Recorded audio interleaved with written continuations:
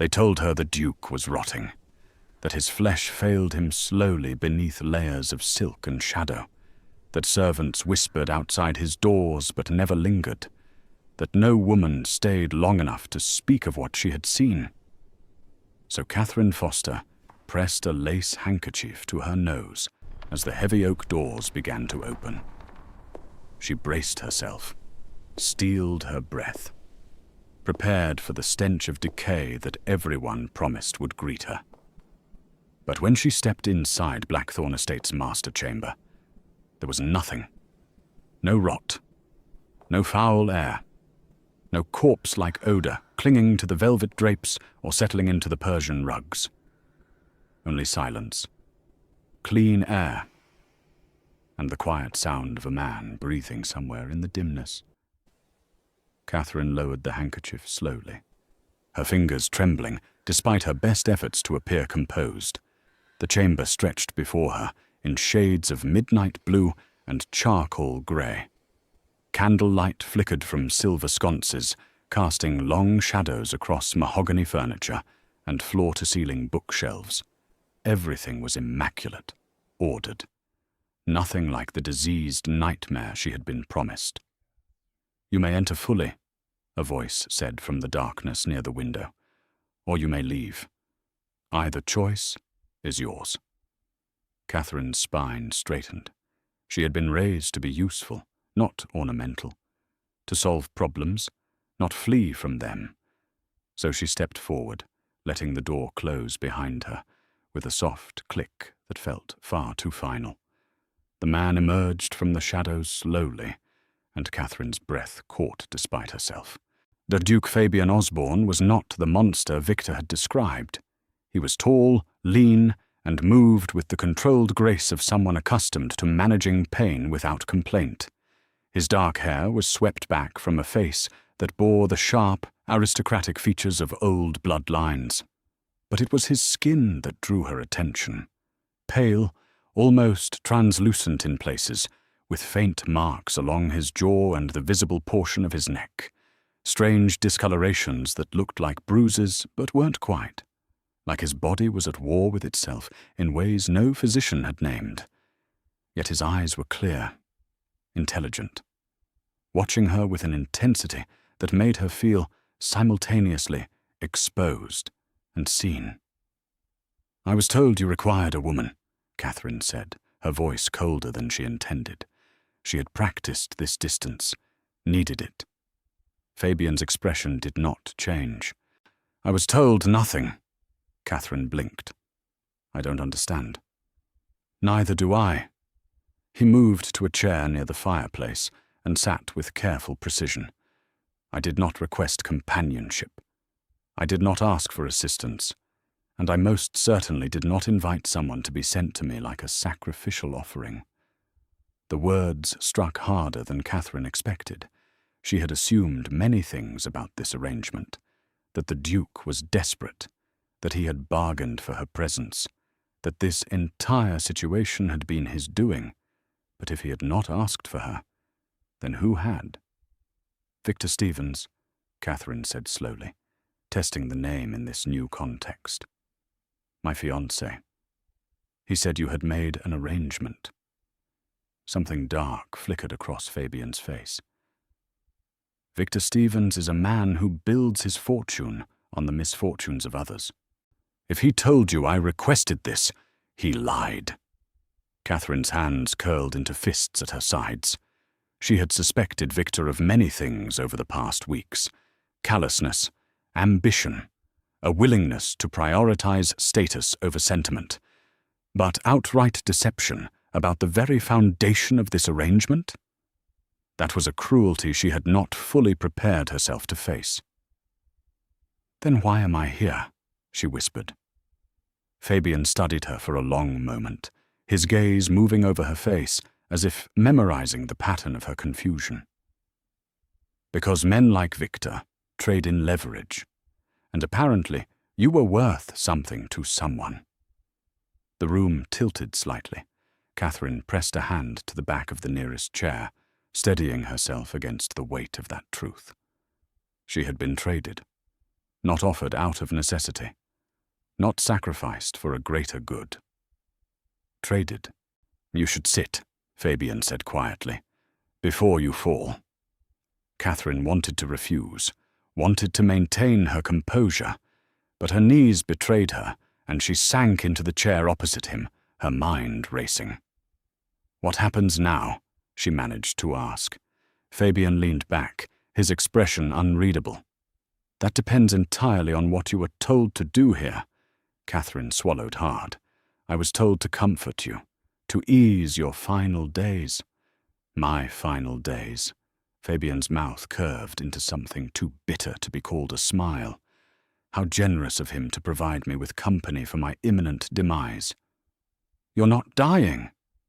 I am not well, Fabian corrected, but I am also not on the edge of the grave, despite what society seems to believe. He paused, his eyes sharpening. What else did he tell you? Catherine hesitated. But if this man hadn't asked for her, then she owed Victor's secrets no loyalty. He told me not to help you, she said quietly. He told me to let nature take its course. The silence that followed was absolute. Fabian did not rage, did not stand or shout or show any outward sign of anger, but something in his stillness became dangerous, like a blade held perfectly steady before the strike. He wants me dead, Fabian said, his voice soft as silk and twice as sharp, and he sent you here to watch it happen. Catherine's throat tightened. Yes. But you came anyway. I had no choice. Fabian tilted his head slightly. There is always a choice, Miss Foster. Not when the alternative is ruin, Catherine said, her voice hardening. Not when refusal means losing everything. For the first time, something like understanding flickered in Fabian's eyes. He nodded slowly, as if acknowledging a truth they both knew too well. Then we find ourselves in a rather unusual position, he said. You were sent here against your will to witness my death. I did not request your presence and have no intention of dying to satisfy anyone's ambitions. He paused. The question is, what do we do about it? Catherine looked at him fully then. Really looked. At the man who had been reduced to rumor and scandal, who had been painted as monstrous when he was simply suffering, who had been alone in this vast estate with an illness no one understood and enemies who wanted him gone. And she made a decision. I stay, Catherine said firmly. Not for Victor, not even for you. For myself. Fabian's eyebrows rose slightly. Explain. If I return now, ought I go back to a man who lied to me, who used me as a pawn in whatever game he is playing? If I stay here, at least I am making my own choice. She met his gaze directly, and perhaps I can be useful in ways he didn't intend. Fabian studied her for a long moment, and Catherine could feel the weight of his assessment. He was deciding whether to trust her, whether to believe her. Finally he spoke. You may stay, but understand this, Miss Foster. I will not use you the way he did. You are not an asset to be spent. Catherine's chest tightened unexpectedly. When was the last time someone had spoken to her as if she mattered beyond what she could provide? Then what am I? She asked softly. Fabian stood slowly, moving to the window where moonlight painted his features in shades of silver and shadow. You were not sent here for me, he said again, his voice carrying a weight she did not yet understand. But perhaps you were meant to arrive anyway. Catherine did not know what to say to that, so she said nothing at all. And in the silence that followed, something began that neither of them had planned. Hey, quick question. How are you feeling right now? Thank you so much for being here. It really means the world to me. I'm working toward 1,000 subscribers, and if Catherine's arrival at Blackthorn Estate has already hooked you, please hit that subscribe button for Oriella Duke Romance Library, smash the like and drop a comment telling me where you're watching from. It helps more than you know. All right, thank you. Now let's get back to what happens when Catherine discovers the truth about why she was really sent there, and what the Duke has been hiding all along. 3 weeks earlier, Catherine Foster had believed she understood her place in the world. She sat in Victor Stevens's study, her fingers flying across the pages of his latest correspondence, organizing chaos into order the way she always did. Around her, evidence of her usefulness lay scattered across every surface. Ledgers she had balanced, letters she had drafted, social connections she had maintained on his behalf. Victor entered the room with the confident stride of a man who had never questioned his own importance. He was handsome in the conventional way, well-dressed, well-spoken, the kind of man society expected women to feel fortunate to marry. "Catherine," he said, his tone warm in the way it always was when he needed something. "How are the arrangements for the Hawthorns' dinner coming along?" "Completed this morning," Catherine replied without looking up. "I sent your regrets along with a gift that will ensure you remain in their favor, despite your absence." Victor smiled. "Brilliant. What would I do without you?" The question was rhetorical. They both knew the answer. Catherine had been 17 when Victor first noticed her at a country gathering. Not for her beauty, though she was pretty enough in an understated way. Not for her family connections, which were respectable but unremarkable. He had noticed her because she had solved a seating arrangement disaster that would have embarrassed the host, doing it so smoothly that no one even realized there had been a problem. "You have a remarkable mind," he had told her that night, or it would be wasted on anyone who did not appreciate it. She had been young enough to believe that was a compliment. Now, at 24, she understood what he had really meant. Her mind was remarkable because it served his purposes. It was valuable because it made him appear more competent than he was. She was appreciated because she was useful, but useful was better than nothing. Useful meant security, a home, a place in society. For a woman with no fortune and modest connections, useful was the best she could hope for. Or so she had convinced herself. "I need to discuss something with you," Victor said, settling into the chair across from her desk. His tone shifted slightly. Still pleasant, but with an edge of calculation she had learned to recognize. Catherine set down her pen. "Oh, of course. There is an opportunity that has presented itself. One that could be quite advantageous for both of us." Catherine's stomach tightened. Victor's opportunities always required something from her. "What kind of opportunity?" "You are aware of Duke Fabian Osborne, I presume?" Catherine frowned. "The recluse? I have heard the rumors, if that's what you mean." "The rumors are useful," Victor said carefully. "They have isolated him from society, made him desperate." "Desperate for what?" Victor leaned forward, his expression almost gentle. "Companionship, comfort, someone to ease his suffering as his condition worsens." Catherine's blood went cold. "Victor, what are you saying?" "I am saying that the Duke has expressed interest in having a woman of quality attend to him during his final months. Someone intelligent, capable, or discreet."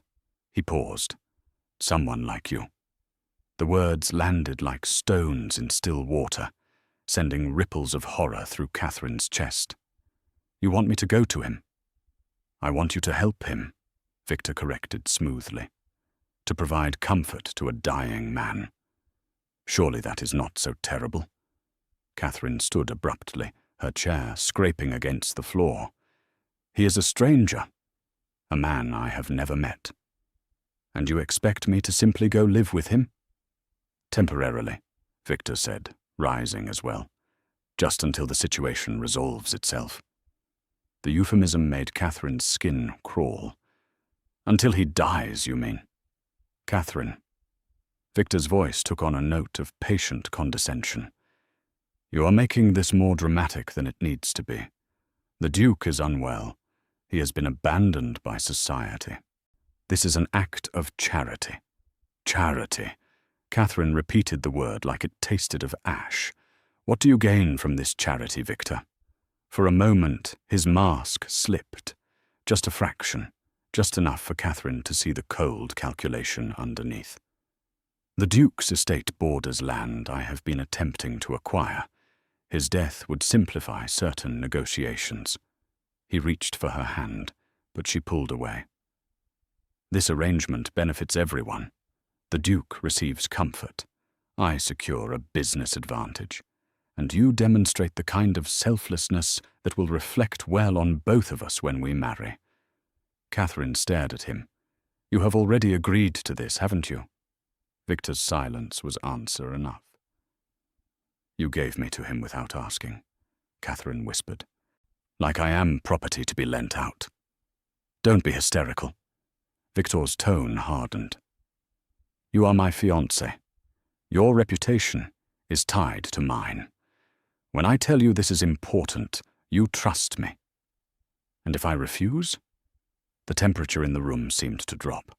Victor studied her carefully, and Catherine saw him calculating, weighing what leverage he still held, what threats might prove most effective. "If you refuse," he said slowly, "then you force me to reconsider our arrangement. Your family depends on the security our engagement provides. Your mother's health requires the physicians I have been funding. Your brother's position at my firm could easily be given to someone more grateful." He paused. "Refuse me this, Catherine, and you refuse them security. Do you really want to be responsible for that?" Catherine's hands trembled. She pressed them flat against her sides, refusing to let him see how deeply his words cut. He had never loved her. She had known that, in some abstract way, but she had believed he at least valued her, cared for her comfort, would not actively harm her. But this was harm, deliberate, calculated, wrapped in the language of opportunity and charity. "How long?" she asked quietly. Victor relaxed slightly, sensing victory. "A few months at most. The physicians give him until autumn." "And you want me to do nothing?" Victor moved closer, lowering his voice, as if sharing a confidence. "I want you to be kind, compassionate, but not overly helpful. Let nature take its course. The Duke's condition is beyond saving. Any attempt to interfere would only prolong his suffering." Catherine looked at the man she had agreed to marry, and saw him clearly for perhaps the first time. "When do I leave?" 3 days, Victor said, relief evident in his tone. "I will make all the arrangements. You need only pack what you require." Catherine nodded mechanically. She did not trust herself to speak, did not trust what might emerge if she opened her mouth. Victor leaned in to kiss her forehead, a gesture of affection that now felt like ownership. "You are doing the right thing," he murmured against her hair. "I promise you will be rewarded for this." Catherine closed her eyes and said nothing. That night, alone in her small room, she stared at the ceiling and felt something inside her break. Not loudly, not dramatically, just a quiet fracture, like ice cracking beneath weight it was never meant to bear. She had spent 7 years being useful to Victor Stevens. 7 years solving his problems, managing his affairs, making him appear brilliant to everyone who mattered. And when it came time for him to demonstrate even a fraction of the loyalty she had shown him, he had traded her away without hesitation. The engagement ring on her finger felt suddenly too tight, too heavy. Catherine pulled it off slowly and set it on the bedside table. She did not put it back on. 3 days later, A carriage arrived to take her to Blackthorn estate. Victor did not come to see her off. He sent a note instead, reminding her to write regularly and to remember his instructions. Catherine folded the note carefully and left it on her bed. She would go to the Duke. She would honor the arrangement, because she had no other choice. But she would not honor Victor's intentions. If he wanted the Duke dead, then Catherine would do everything in her power to keep him alive. Not out of kindness, not out of charity, out of spite. Catherine woke on her third morning at Blackthorn estate to discover that the Duke had not summoned her. The realization settled over her breakfast like frost over glass. She had expected to be called to his chambers, to be put to use in whatever capacity he deemed necessary. Instead, she sat alone in the guest wing's small dining room, attended by a maid who avoided eye contact and spoke only when directly addressed. "Is the Duke unwell this morning?" Catherine finally asked. The maid, a young woman named Bonnie, glanced toward the door as if checking for listeners. "His Grace is always unwell, miss. But he rose early and is in his study." "Does he require anything?" Bonnie's expression was carefully neutral. "His Grace did not mention you, miss." The words should not have stung. Catherine had no particular desire to be needed by yet another man. Yet the dismissal felt pointed, as if Fabian Osborne was making it clear that whatever Victor had intended by sending her, he would not participate. Catherine set down her teacup with more force than necessary. "Where is his study?" "Miss, I don't think—" "Where?" Bonnie's resistance crumbled under Catherine's steady gaze. "East wing. Third door past the portrait gallery." Catherine rose, smoothing her skirts with hands that trembled slightly from something that might have been anger or might have been determination. She had not asked to be here, had not volunteered for this strange arrangement. But if she was going to be trapped in this estate, or she would not sit quietly in a corner waiting to be acknowledged.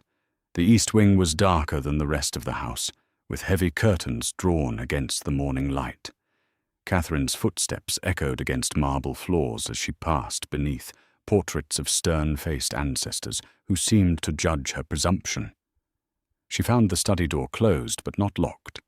She knocked once, firmly. "Enter." Fabian sat behind a massive oak desk, covered in papers, ledgers, and correspondence. He looked up as she entered, his expression shifting from concentration to something more guarded. "Miss Foster." "Your Grace." Catherine remained standing just inside the doorway. "I was told you did not require my presence this morning." "I did not? Or yesterday afternoon?" "No. Or the evening before that." Fabian set down his pen carefully. "What, are you cataloguing my negligence?" "I am trying to understand my purpose here," Catherine said, her voice sharper than she intended. "You allowed me to stay, but you have given me nothing to do. No tasks, no responsibilities. I am simply existing in your home like an ornamental vase. Would you prefer I put you to work? I would prefer clarity." Fabian leaned back in his chair, studying her with that same intense focus that made Catherine feel like a puzzle he was trying to solve. "The truth is, Miss Foster, I do not know what to do with you." The admission surprised her. "Explain. You were sent here under false pretenses. I did not request you, and I have no intention of using you the way your fiancé intended." He paused. "But I also cannot simply send you back, or not when doing so would deliver you into the hands of a man who clearly views you as a tool to be deployed at will." Catherine's throat tightened. "So I am trapped here out of your sense of obligation? You are here because I refuse to be another man who treats you as disposable." Fabian's voice was quiet but firm. "But that does not mean I know what you are meant to do with your days." Catherine moved further into the room, her hands clasping and unclasping at her sides. I am good at organization, at problem-solving, at seeing patterns others miss. Victor valued those skills at least. I could help you with your estate business if you would allow it. I manage my own affairs. Then let me help you manage your health. Fabian's expression shuttered immediately. No. Why not? Because I have endured 7 years of physicians who poke and prod and prescribe treatments that accomplish nothing except making me feel like a specimen to be studied. His voice remained level, but Catherine heard the steel beneath it. I will not add you to that list. I am not a physician. Exactly, which means you are even less qualified to interfere. Catherine felt her temper flare. I am trying to be useful. I do not want you to be useful. Fabian stood abruptly, his palms flat against the desk. I want you to simply exist here without obligation, to rest, to read if you wish, to walk the grounds, to do whatever it is women do when they are not being exploited by the men around them. The outburst hung in the air between them. Catherine stared at him, her anger draining away into something more complicated. When was the last time someone had told her to rest, to exist without purpose? Never. The answer was never. I don't know how to do that, she admitted quietly. Fabian's shoulders sagged slightly. He sat back down, suddenly looking more tired than angry. Neither do I, apparently. But perhaps we could both learn. Catherine moved to the chair opposite his desk and sat without invitation. I will make you a deal, Your Grace. I am wary of deals. As you should be. Catherine folded her hands in her lap, meeting his gaze directly. I will not push myself into your affairs uninvited.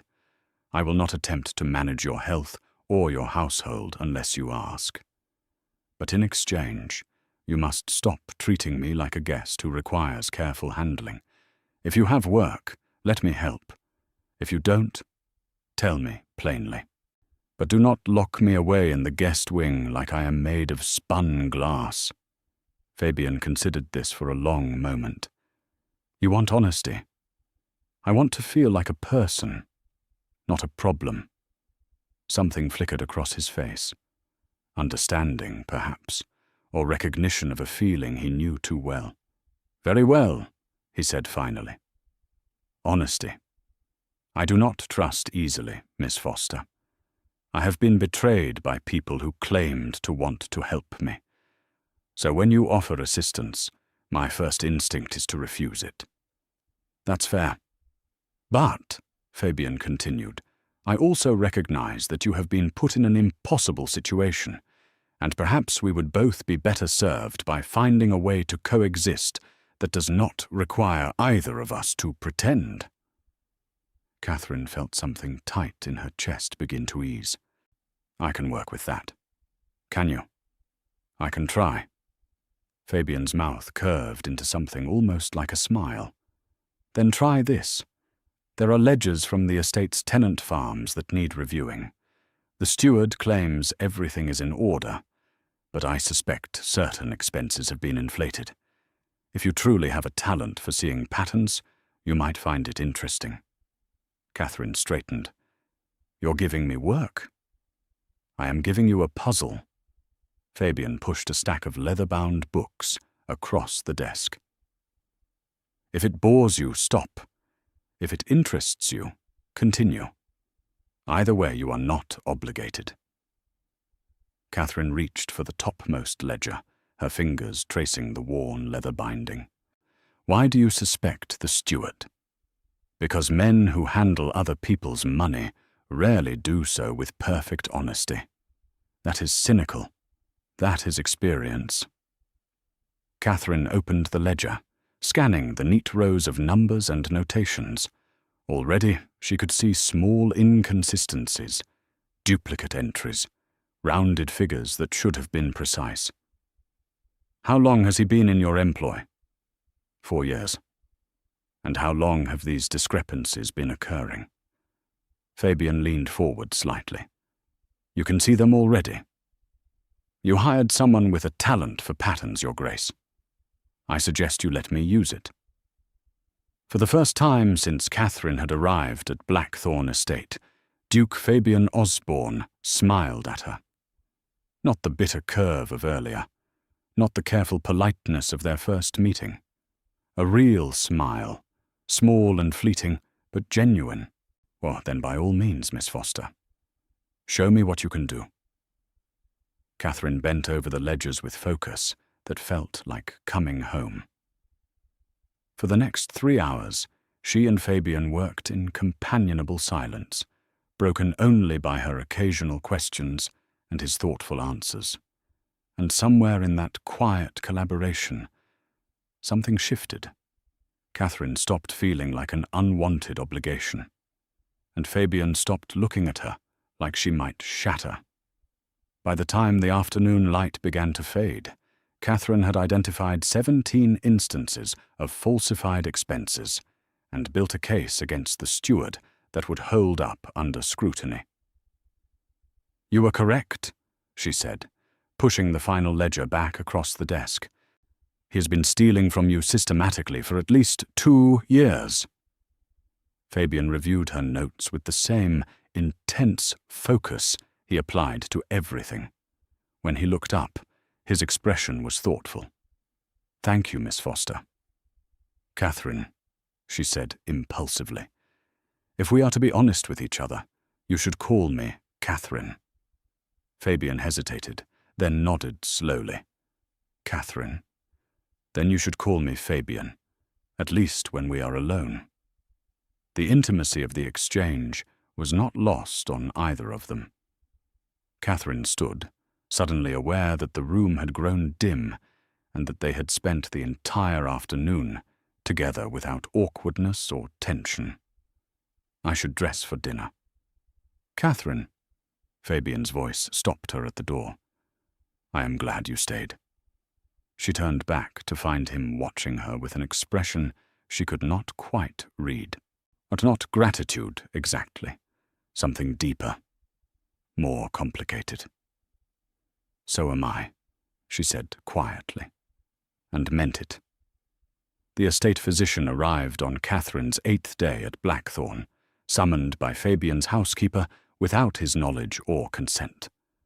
Catherine was in the library when she heard the commotion, raised voices echoing from the main hall, the sharp crack of a walking stick against marble, a man's imperious tone demanding to see the Duke immediately. She set down her book and moved to the doorway, watching as Edwin Collins swept through the entrance like a storm given human form. He was older, perhaps 60, with silver hair and the kind of confidence that came from never being questioned. Where is he? Edwin demanded of the butler. I was informed the Duke has been neglecting his treatments again. His Grace is in his private chambers, sir, but he left instructions not to be disturbed.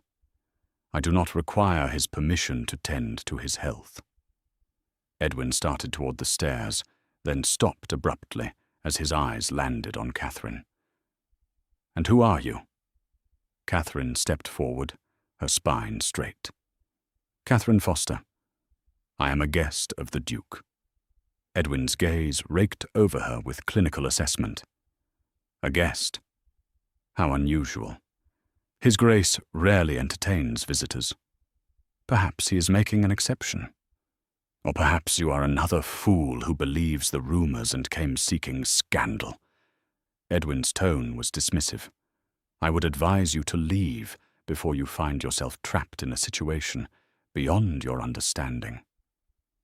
Catherine's temper flared. I understand quite well, thank you. Do you? Edwin moved closer, lowering his voice. Do you understand that the man upstairs is dying? That his condition is degenerative and incurable? That he refuses sensible treatment in favor of stubborn pride? I understand that he has been failed by his physicians. The words were out before Catherine could stop them. Edwin's expression darkened dangerously. Failed? I have dedicated years to attempting to manage an impossible condition. If you think you can do better simply by reading a few books in his library, you are dangerously naive. I did not say I could do better. I said you had failed him. Catherine held her ground despite her racing heart. Those are different things. Miss Foster. Fabian's voice cut through the tension like a blade. He stood at the top of the stairs, dressed but clearly having risen in haste. Return to the library, please. Catherine wanted to argue, wanted to stay and defend herself. But the exhaustion in Fabian's eyes stopped her. She nodded once and turned away, though she did not go far. Instead, she waited in the corridor just out of sight, listening. You should not have come, Edwin, Fabian said quietly. You have missed 3 scheduled examinations. Because they accomplish nothing except making me feel like a corpse being prepared for burial. Your condition requires monitoring. My condition requires a cure, which you have repeatedly told me does not exist. So forgive me if I choose to spare myself the indignity of your examinations. Catherine heard Edwin's frustrated sigh. Who is she? None of your concern. Everything about your health is my concern. If you have brought some charlatan into your home, promising miracle treatments, she is not a charlatan, she is a guest. That is all you need to know. Fabian, Edwin's voice softened slightly. I know you are suffering. I know the treatments are uncomfortable, but abandoning them entirely is suicide. Is it? Because from where I stand, following your advice has brought me no closer to health and considerably closer to madness. Silence fell. Catherine pressed herself against the wall, her heart pounding. I will return next week, Edwin said finally, with or without your cooperation. Someone must monitor your decline. How comforting. Catherine heard the physician's footsteps retreating, followed by the slam of the front door. She waited several minutes before returning to the main hall. Fabian still stood at the top of the stairs, gripping the railing as if it were the only thing keeping him upright. You should not have antagonized him, he said, without looking at her. He antagonized me first. He is trying to help. Is he? Catherine climbed the stairs slowly. Because it sounded to me like he was trying to control you.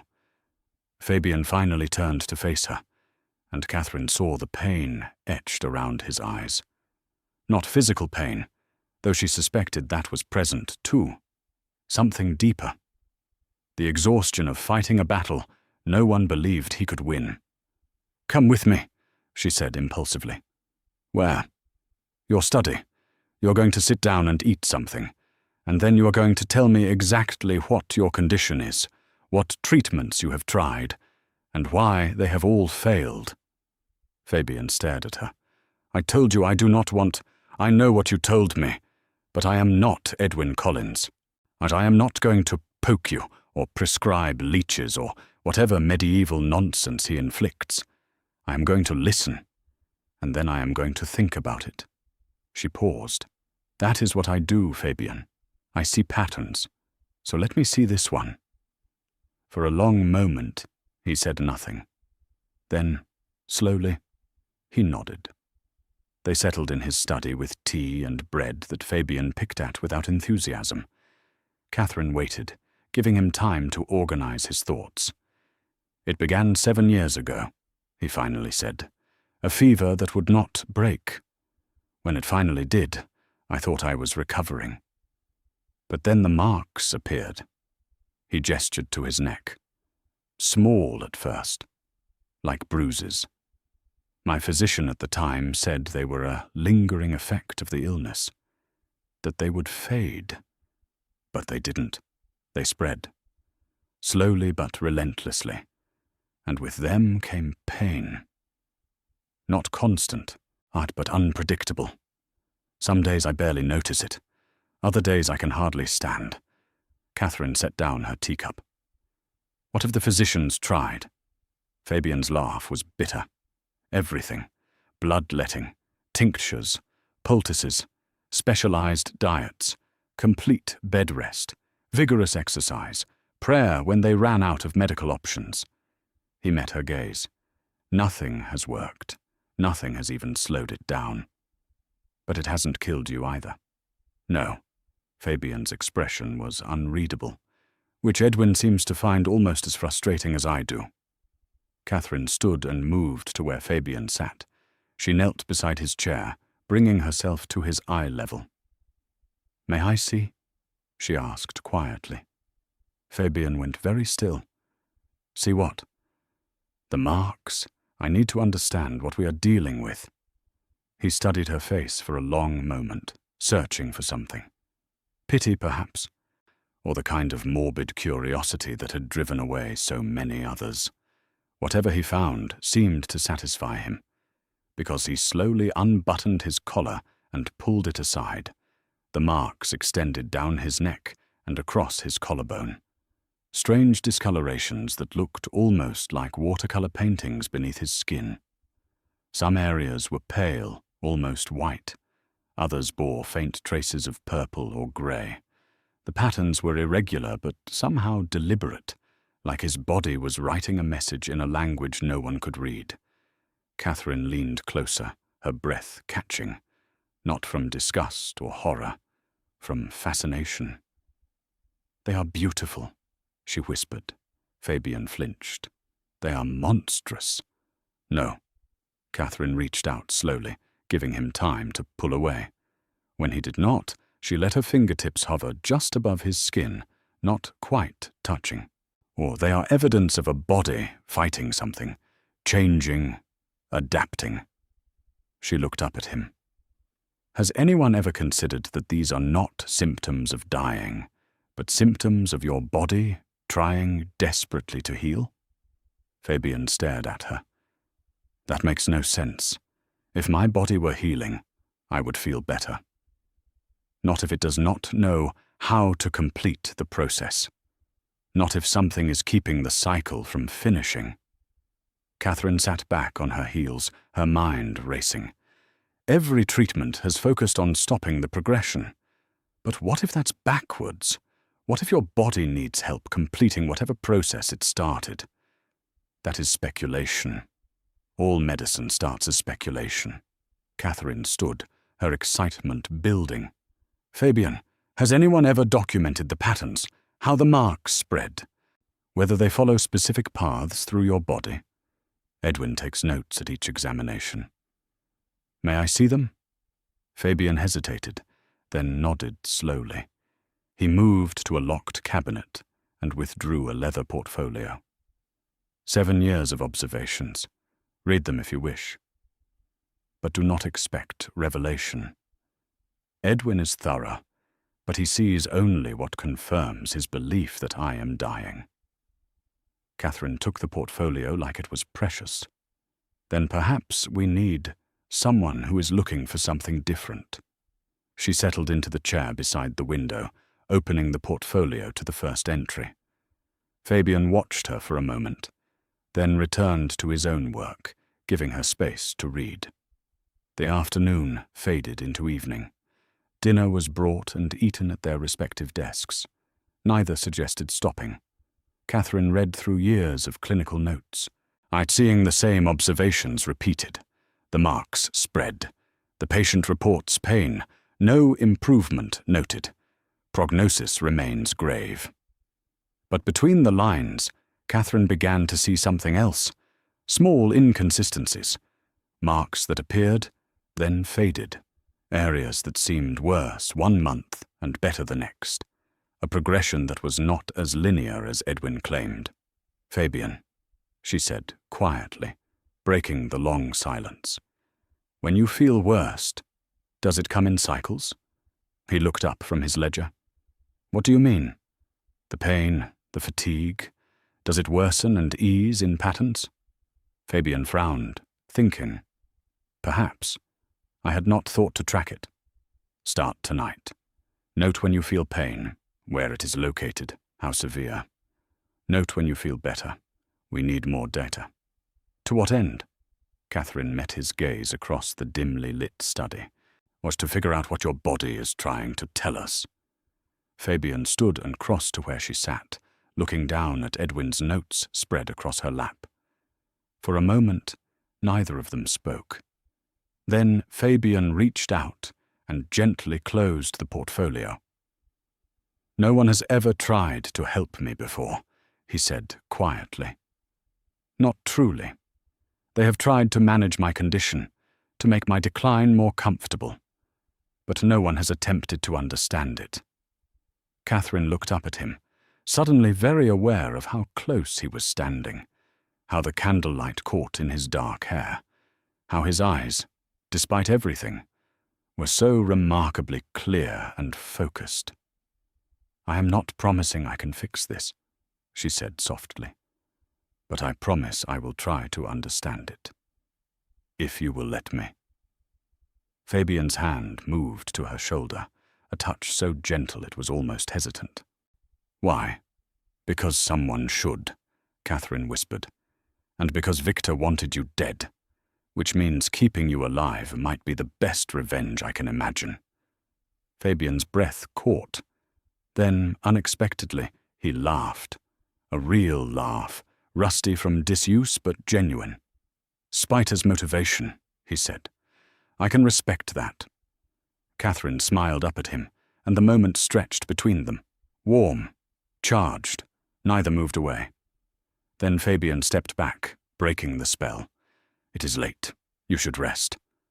Catherine nodded and rose, gathering Edwin's portfolio. "I will return these in the morning, after I have had time to think."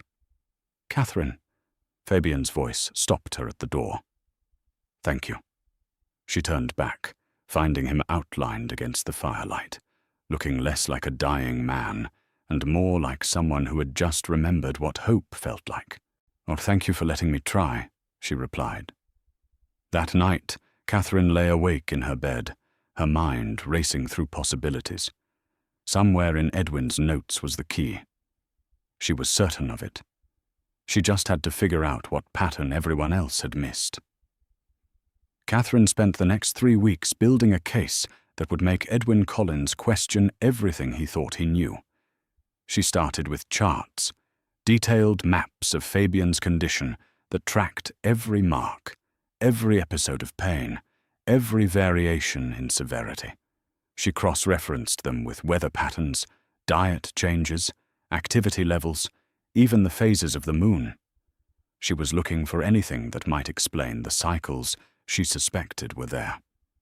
Fabian cooperated with a mixture of skepticism and curiosity.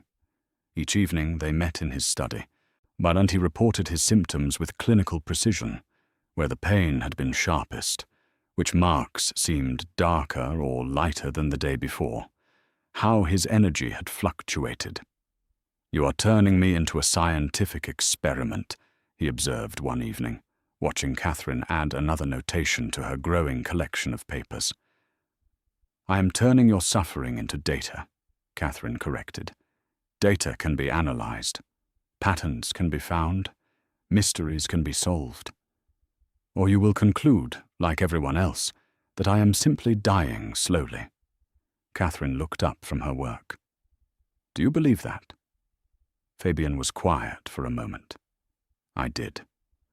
Until you arrived and started acting like there might be another explanation." "Because there is." Catherine tapped her pen against the chart. "Look at this. 3 weeks ago, you reported severe pain in your left shoulder. The marks there were dark, almost black. Now they are grey, fading, which Edwin would say is evidence of tissue death. Except the pain is gone. Dead tissue does not stop hurting. It becomes worse." Catherine stood and crossed to where Fabian sat. "May I?" He nodded, and Catherine gently pulled back his collar to examine his shoulder. The marks had indeed faded from their previous intensity.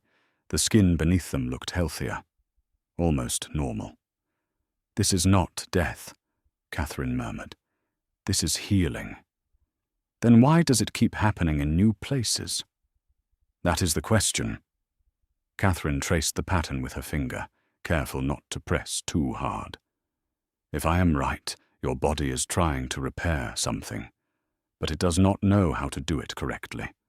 So it tries, fails, moves on, or tries again elsewhere. Fabian shivered slightly under her touch, though Catherine could not tell if it was from cold or something else.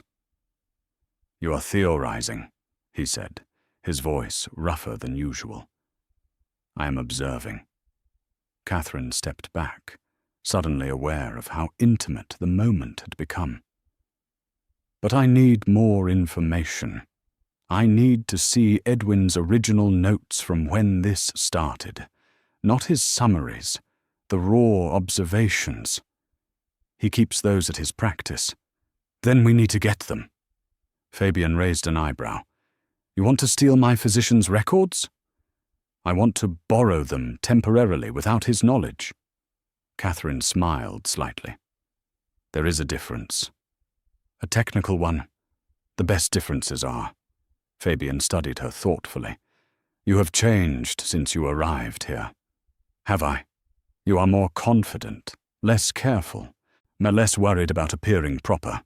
He paused. "I like it." Catherine felt heat rise in her cheeks. "My fiancé valued my usefulness. He did not particularly care for my confidence. Your former fiancé is a fool." "Former?" Fabian's gaze was steady. "You have not mentioned him in weeks. You removed your engagement ring the third day you were here. I assumed the arrangement had been dissolved." Catherine looked down at her bare hand. She had not even consciously removed the ring. It had simply felt wrong one morning, and she had left it in her drawer. "Nothing formal has been done," she admitted. "But yes, in every way that matters, I am no longer engaged to Victor Stevens." "Good." The word hung between them, weighted with implications neither was quite ready to explore. A knock at the door broke the moment. De Bonny entered with a curtsy. "Begging your pardon, Your Grace, but Dr. Collins has arrived. He is most insistent on seeing you." Fabian's expression shuttered immediately. "Tell him I am not receiving visitors." "He says he will wait however long necessary." Catherine and Fabian exchanged glances. She could see him calculating, weighing the cost of confrontation against the exhaustion of compliance. "Send him to the drawing room," Catherine said, before Fabian could refuse again. "I will speak with him. Catherine, trust me." She placed a hand on his arm. "Let me handle this." Fabian looked like he wanted to argue, but finally he nodded. Catherine found Edwin Collins pacing the drawing room like a caged wolf. He turned sharply as she entered. "Where is he?" "Resting," Catherine said calmly. "His Grace asked me to receive you on his behalf." Edwin's eyes narrowed. "Still here, I see. I had hoped you would have the sense to leave." "Sense would dictate I stay exactly where I am being useful." "Useful." Edwin spat the word. "You have been filling his head with nonsense, giving him false hope with your amateur theories. Have you been spying on us, Dr. Collins? I have been informed by concerned staff that you have been conducting examinations without medical training or authorization." He stepped closer. "You are endangering my patient. Your patient has been suffering under your care for 7 years without improvement. I hardly think my presence could make things worse. You know nothing about his condition. I know that you have declared him incurable without actually understanding what is wrong with him." Edwin's face flushed with anger. "I have dedicated my career to medicine. I have studied under the finest physicians in Europe. And you think you, a woman with no formal education, can simply waltz in and solve what has baffled experts?" "Yes." Catherine held his gaze steadily. "Because I am not trying to fit him into categories that already exist. I am looking at what is actually happening." "And what have you concluded?" Edwin's tone was mocking. "What brilliant insight has your untrained eye discovered?" Catherine made a decision. She moved to the writing desk and withdrew the charts she had been building. She spread them across the surface, forcing Edwin to look. "The marks follow a pattern," she said, pointing to the documented progression. "They appear, intensify, then fade, always in the same general time frame, approximately 6 to 8 weeks per cycle." Edwin glanced at the charts dismissively. "I am aware of the progression. Are you aware that the fading marks show signs of tissue regeneration, that the areas which were previously affected are healthier now than they were before? That is impossible. The condition is degenerative." "Based on what evidence? Show me the tissue samples. Show me the definitive diagnosis." Catherine's voice sharpened. "You have been treating symptoms without understanding the disease. And because the symptoms are unusual, you have assumed the worst." Edwin's hands clenched at his sides. "You are meddling in matters beyond your comprehension? Then educate me. Show me your original notes from when this began. Let me see the complete picture." "Absolutely not. Those records are confidential. They are the property of your patient, who I am certain would grant permission if asked." Edwin moved toward the door, his face rigid with fury. "Stay out of my way, Miss Foster. I will not be undermined by an ignorant woman playing at medicine." He left before Catherine could respond. She stood alone in the drawing room, her hands shaking slightly from the confrontation. But beneath the trembling was certainty. Edwin was hiding something. Whether intentionally or through sheer stubbornness, he was blocking the very information they needed, which meant Catherine would have to find another way to get it. That night, as after the household had settled into sleep, Catherine slipped out of her room dressed in dark clothing. She had questioned Bonnie carefully about Edwin's practice. It was only 3 miles from the estate, in the village proper, a distance easily walkable for someone determined. The night was cool but clear, with enough moonlight to see the road.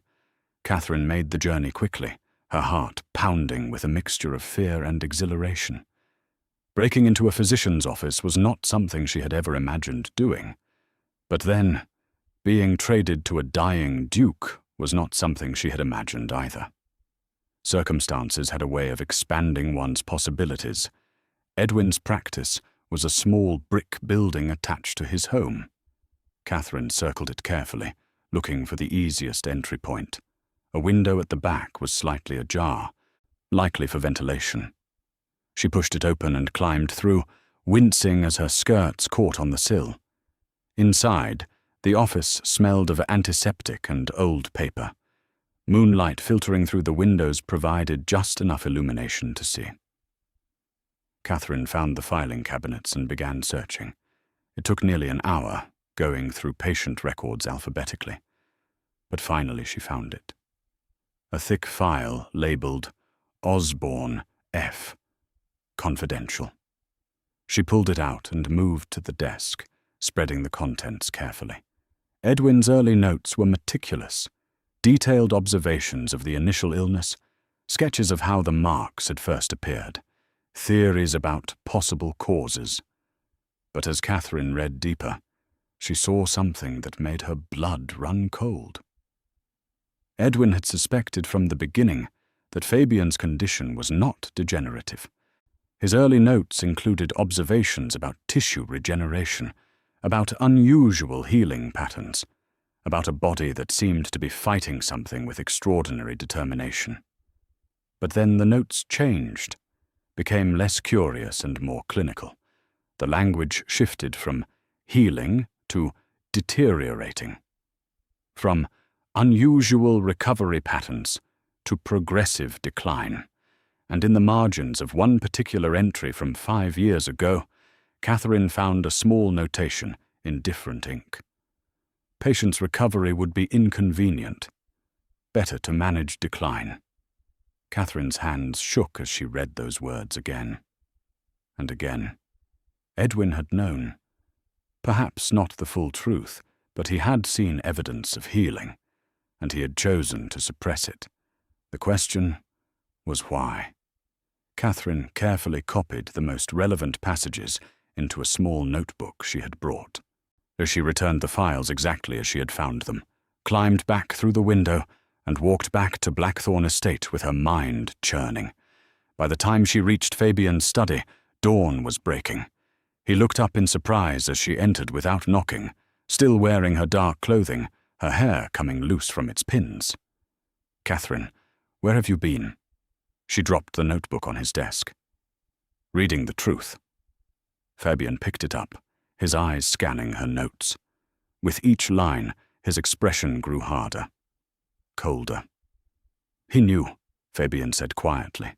"Not everything, but enough to realize you might not be dying, and he buried it."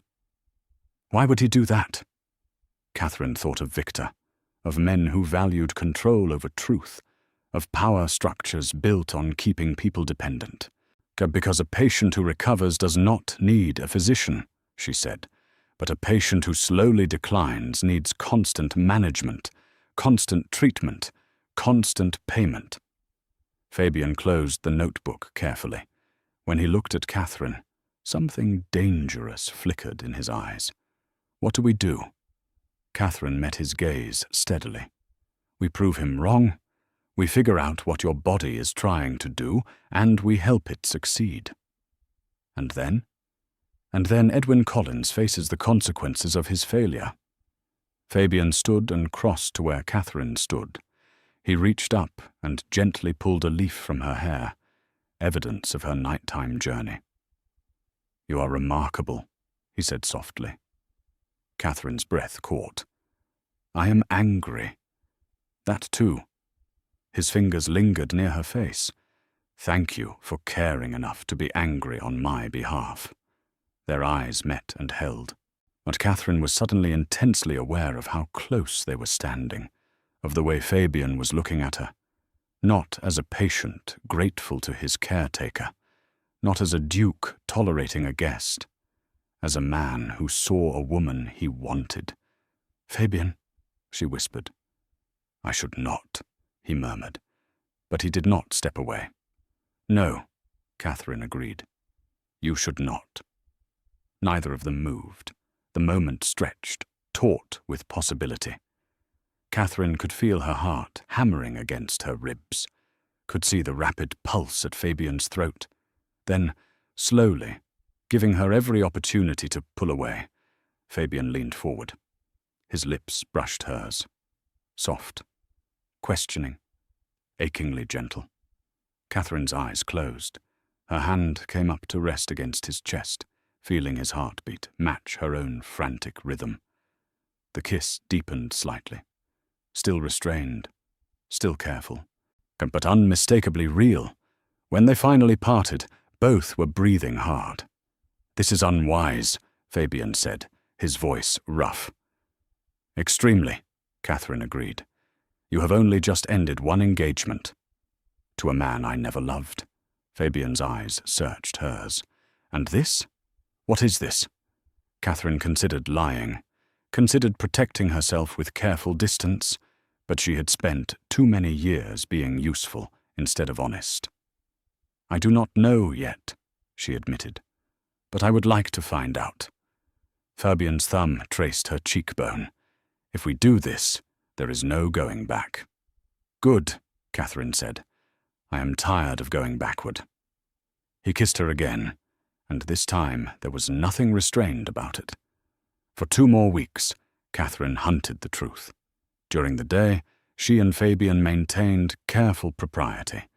They worked in his study, reviewing charts and observations. They took walks through the estate gardens, discussing possibilities. To any observer, they were simply duke and guest engaged in intellectual collaboration. But in the evenings, when the household settled into sleep, Catherine would slip down the darkened corridors to Fabian's private chambers. They would sit by the fire, sometimes talking, sometimes simply existing in comfortable silence. And often, Fabian would reach for her hand, or she would lean against his shoulder, and the careful distance they maintained during daylight would dissolve into something warmer. They did not speak of it explicitly, did not define what was growing between them. It was too new, too fragile, too dangerous to examine too closely. Instead, Catherine focused on the puzzle that had consumed her thoughts.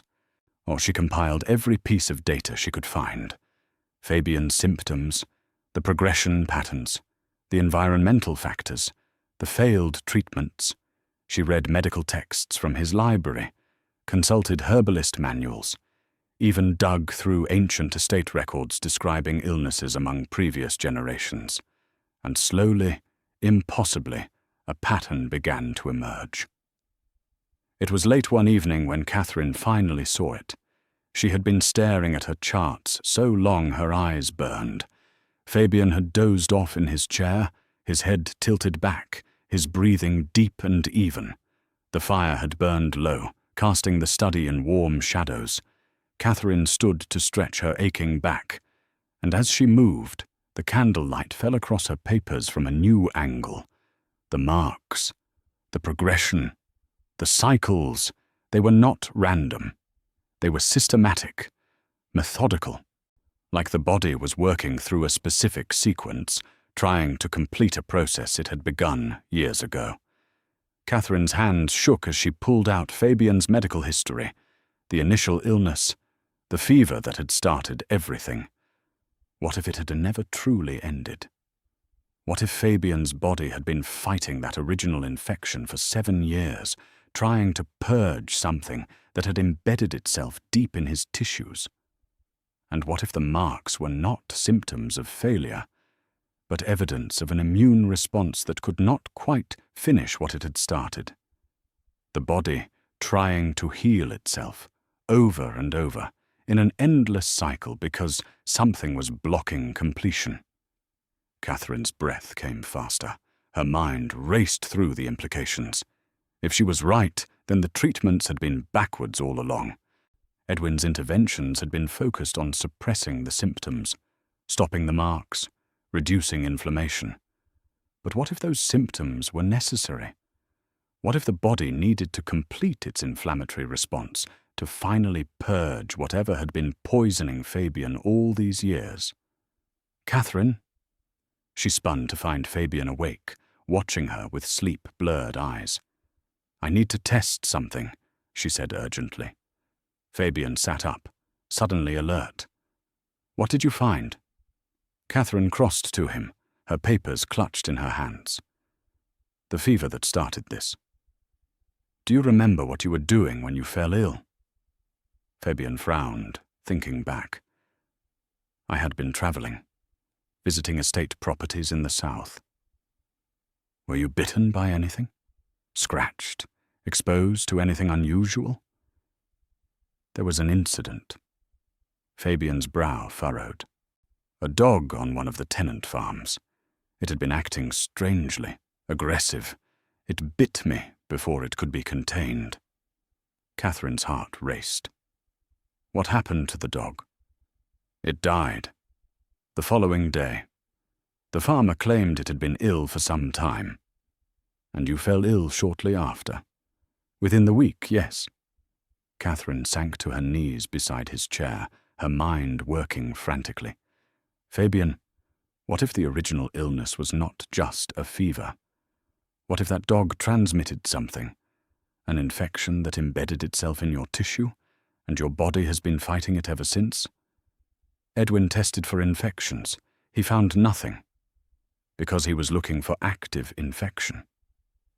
But what if it is dormant, hiding in your cells, triggering inflammation whenever your immune system tries to clear it?" Catherine gripped his hands.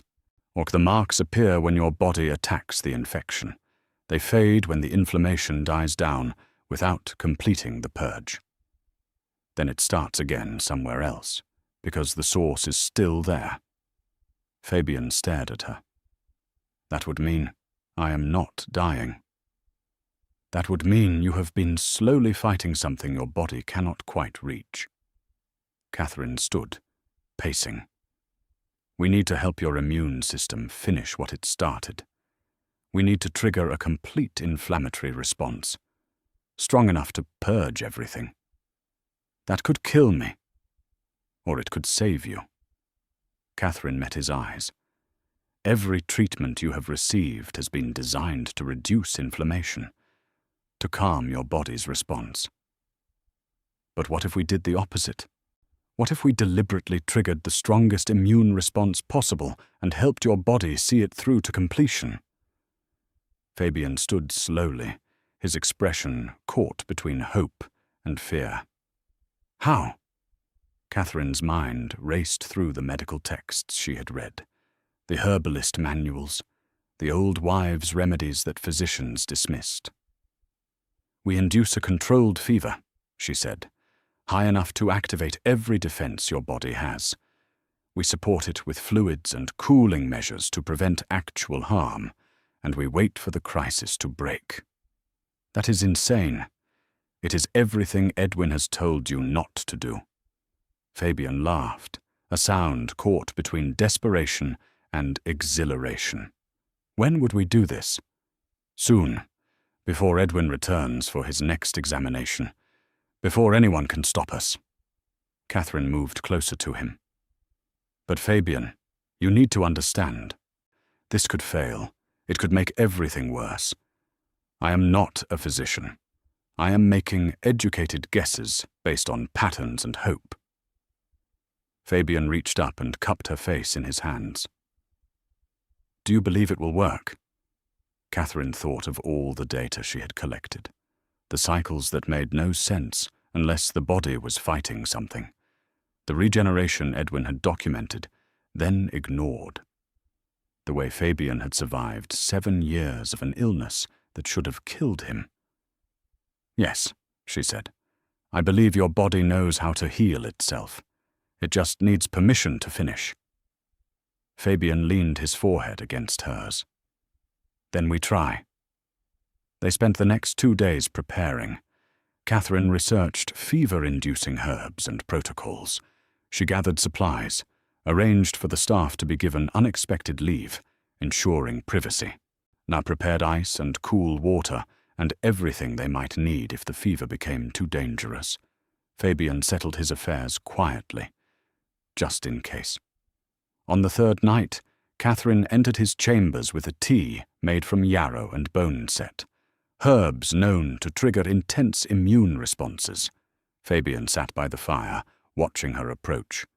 Last chance to change your mind, Catherine said softly. I have been dying slowly for 7 years, Fabian replied. I would rather risk death trying to live. Catherine knelt beside his chair and handed him the cup. Drink this. All of it. Fabian took it without hesitation and drained the contents. The tea was bitter, and he grimaced. How long? He asked. The fever should begin within an hour. It will build gradually. Catherine took the empty cup and set it aside. I will stay with you through all of it. You should not. If this goes wrong, then I will be here. Catherine took his hand. You are not facing this alone. Fabian pulled her closer, and Catherine let herself be drawn into his lap. She settled against his chest, feeling his heartbeat strong and steady beneath her ear. They sat like that, as the fire burned low and the night deepened. Fabian's arms wrapped around her waist, her head tucked beneath his chin. Neither spoke. There was nothing left to say. The fever began as Fabian had predicted. First a flush across his skin, then trembling, then heat that radiated from him, like he had swallowed the sun. Catherine eased him into bed, covering him with light linens. She bathed his forehead with cool cloths, helped him drink when his throat grew too dry. The marks darkened rapidly, or spreading across his chest and arms in patterns Catherine had never seen before. They looked almost like rivers of shadow beneath his skin, all flowing toward some central point. Fabian's breathing grew labored. His body shook with chills despite the fever burning through him. "Talk to me," he gasped. "Keep me here." Catherine climbed onto the bed beside him, holding his hand tightly. I am here. I am not leaving. If this does not work, it will work. Catherine. His eyes found hers, fever bright but focused. If it does not, I need you to know.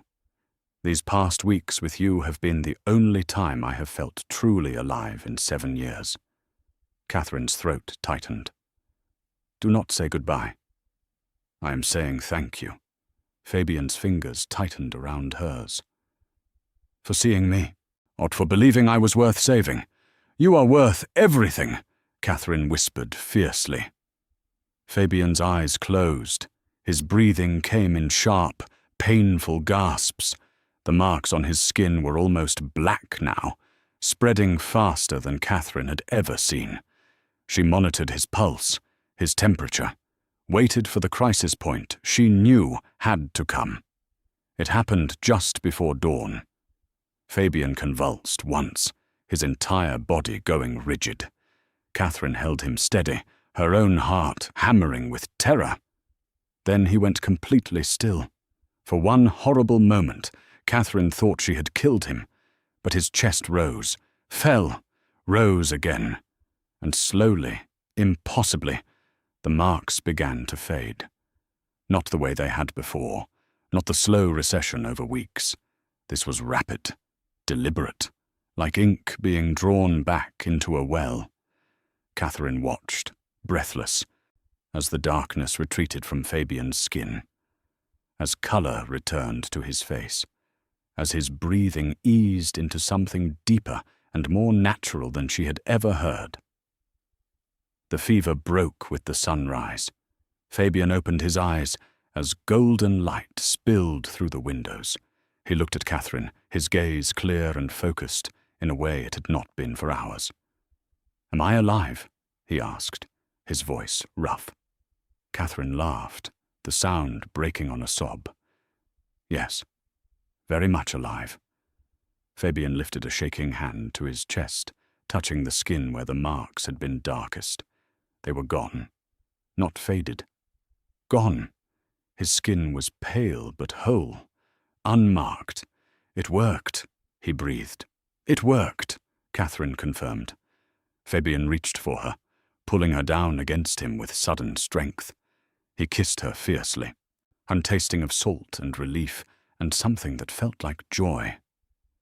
You saved me, he murmured against her lips. We saved you, Catherine corrected. Your body did the work. I just gave it permission. They lay together as the morning light grew stronger, neither willing to move, neither willing to break the spell of this impossible moment. What happens now? Fabian asked eventually. Catherine thought of Edwin, of Victor, of the world beyond Blackthorn estate that still believed Duke Fabian Osborne was dying. Now, she said, we show them how wrong they were. The recovery was not instantaneous, but it was undeniable. Within a week, Fabian's colour had returned completely. His strength rebuilt itself day by day. The pain that had plagued him for 7 years vanished like it had never existed.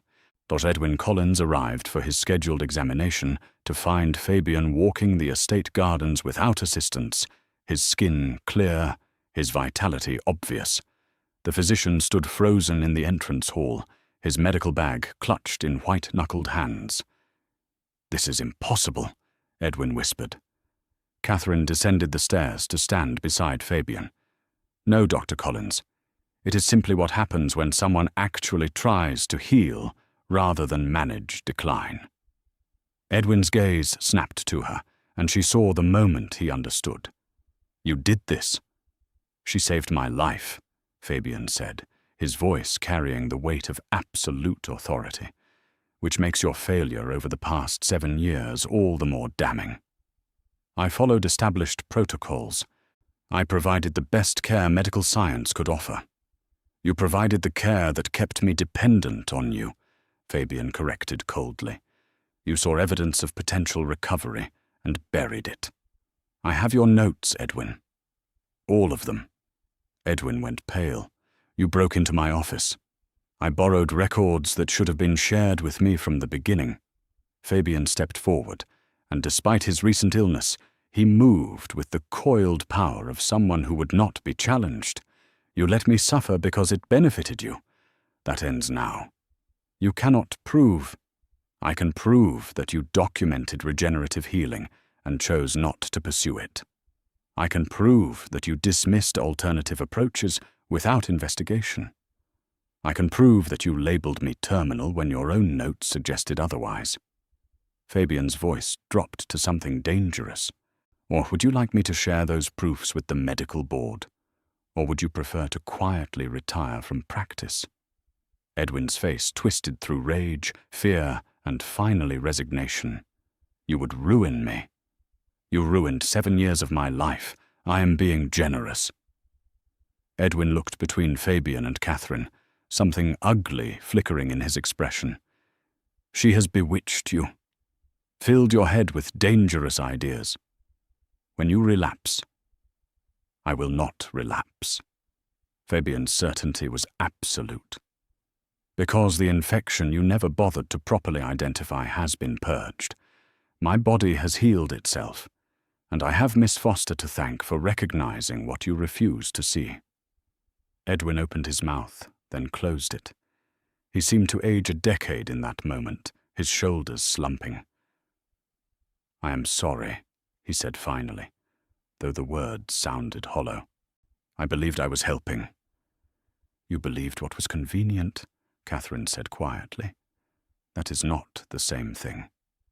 Edwin left without another word. They never saw him again. The news of Fabian's recovery spread through society like wildfire. The Duke, who had been dying, was not only alive, but thriving. The rumors that had painted him as monstrous dissolved in the face of his obvious vitality. Invitations began arriving, requests for audiences. Society suddenly remembered it had always held Duke Fabian Osborne in the highest regard. Fabian burned most of them, but one letter he read carefully before handing it to Catherine. It was from Victor Stevens.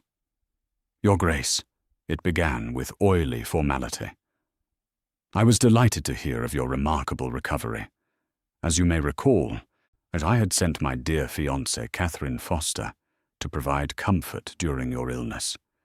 I trust she served you well, and I would be grateful if you would arrange for her safe return now that your health is restored." Catherine felt cold rage settle in her chest. "He still thinks I am his." "Are you?" Fabian asked quietly. Catherine looked up at him, at the man who had been a stranger 6 weeks ago, and was now someone she could not imagine being without, who had never asked her to be useful, who had seen her as a partner, not an asset. "No," she said firmly. "I am not." "Then we should make that clear." They wrote the response together, Fabian's elegant script filling the page with words that left no room for misinterpretation.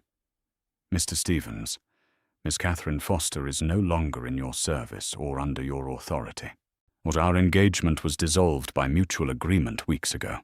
She has chosen to remain at Blackthorn Estate of her own free will, and in a capacity you have no claim to question. You traded her away, expecting me to die, and your schemes to prosper. I suggest you adjust your expectations regarding both outcomes. Duke Fabian Osborne." They sent it by courier that same day. Victor's response arrived within 48 hours. Not by letter this time. He came in person. Catherine was in the library when she heard the commotion in the entrance hall. Raised voices, the butler's firm attempts to deny entry, and then Victor's unmistakable tone demanding to see what was rightfully his. She stood slowly, her hands steady despite her racing heart. Fabian appeared in the library doorway. "He is here." "I know. You do not have to face him." "Yes," Catherine said quietly. "I do." They descended to the drawing room together.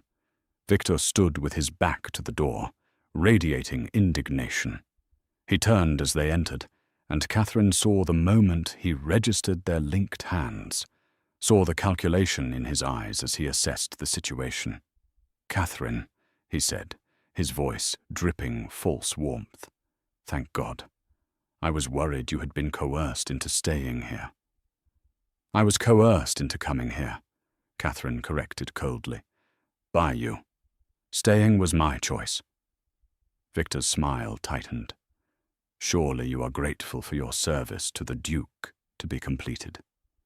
You can come home now." "This is my home." The words hung in the air.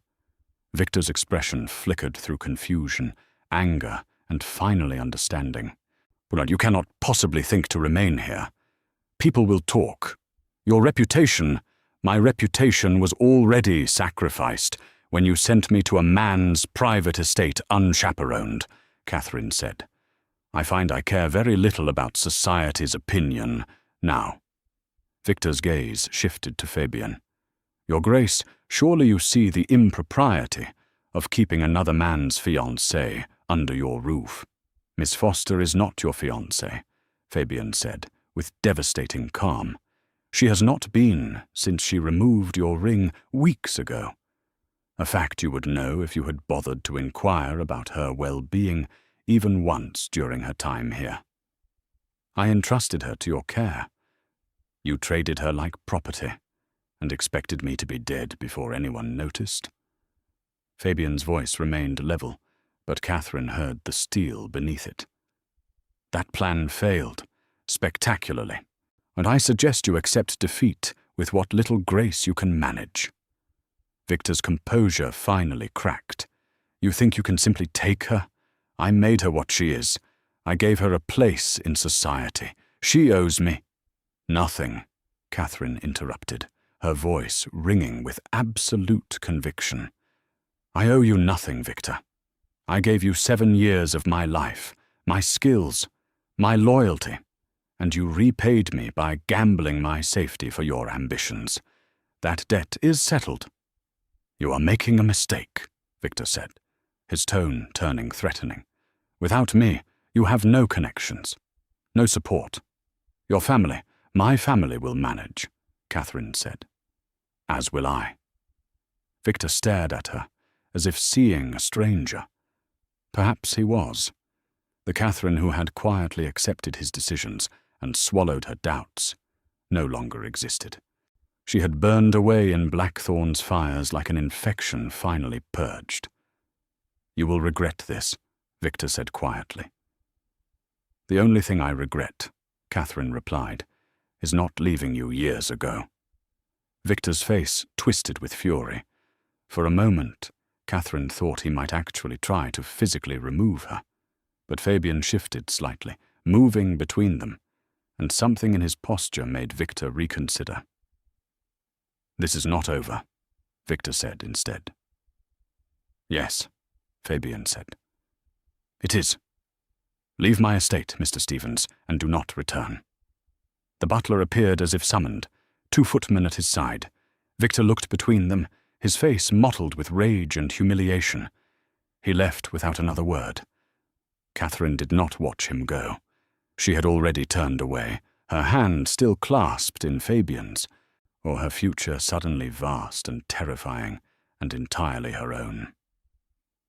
"Are you all right?" Fabian asked softly once they were alone. Catherine thought about the question.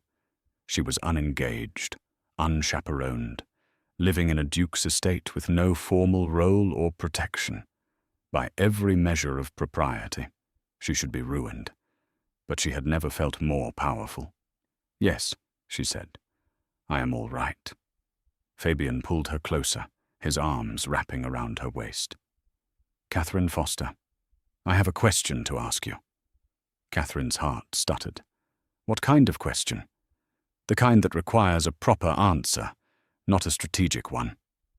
Fabian's thumb traced her cheekbone. "Will you stay here? Not as a guest, not as a companion, but as mine?" Catherine's breath caught. "Are you proposing?" "Not yet." Fabian's smile was small and genuine.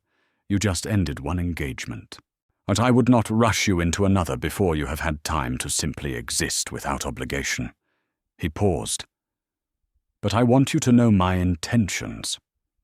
When you are ready, if you are ready, I will ask properly, with a ring and ceremony and everything society expects. And if I am never ready, then I will be grateful for whatever you choose to give me. Fabian's expression was utterly sincere. I do not need you to be useful, Catherine. I do not need you to manage my affairs or elevate my status. I simply want you here because you choose to be. Catherine felt tears prick her eyes. I choose to be here. Then that is enough. He kissed her then, and Catherine felt the last pieces of her old life fall away. Victor's ring was gone. Edwin's failures were exposed. Or the woman who had arrived at Blackthorn believing she was being discarded had discovered she was worth choosing. "Fabian," she murmured against his lips. "Yes?" "Ask me anyway." He pulled back, searching her face. "Are you certain?" "I spent 7 years being certain I could not have better than what I was offered.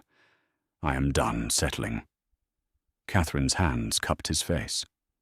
"Ask me." Fabian sank to one knee before her, and Catherine's breath left her in a rush.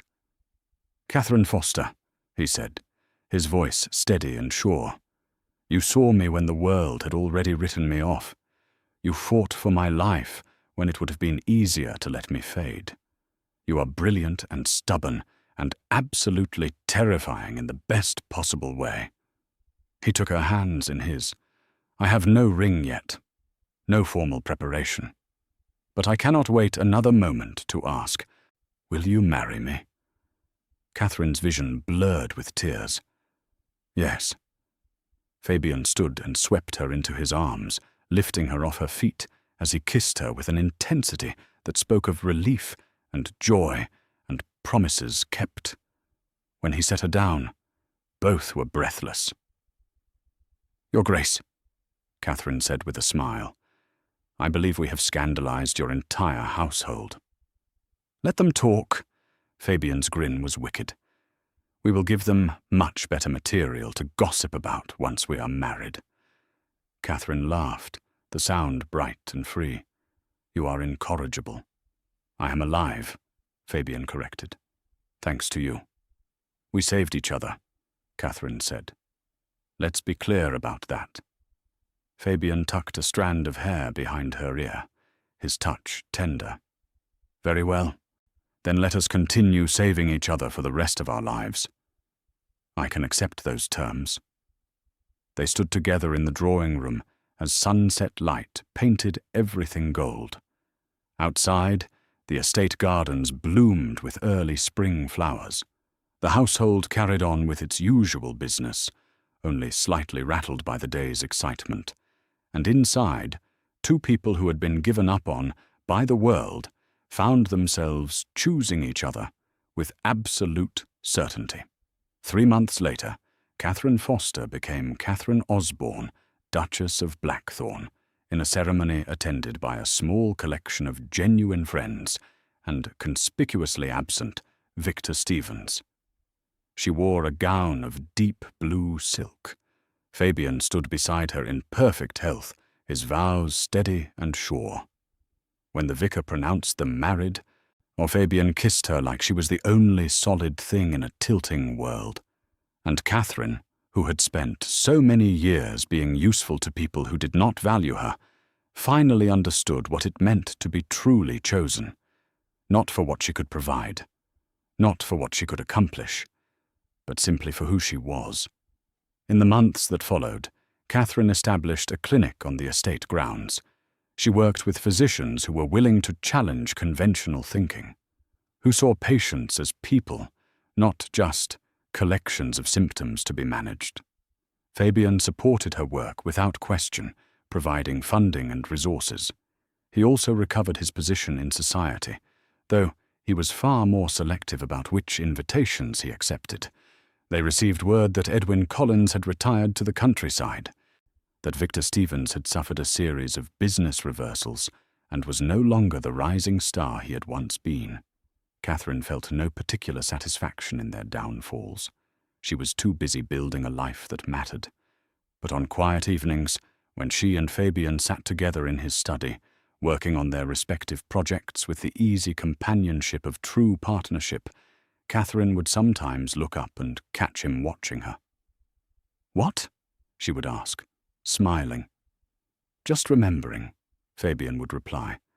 "The night you walked into my chambers expecting to find a monster, and found a duke instead, and found each other." Catherine would cross to him then, settling into his lap the way she had that first fevered night. And Fabian would wrap his arms around her, pulling her close. "I love you," he would murmur against her hair. "But I know," Catherine would reply. "I figured that out when you chose to live. I chose to live because you gave me a reason to." And Catherine, who had spent so many years believing she was only as valuable as her usefulness, had finally learned that being loved for simply existing was the greatest gift of all. They said the Duke was rotting. They said Catherine was being sacrificed. They were wrong about everything. And that's Catherine's story, from the woman Victor traded away to the Duchess who chose her own destiny. If you loved watching Catherine and Fabian rewrite their fate together, please hit that like button, subscribe to Ariella Duke Romance Library for more stories of love, revenge, and resilience. And drop a comment telling me where you're watching from. I love hearing from you all. Thank you so much for being here. Until the next story, remember, you are never just useful.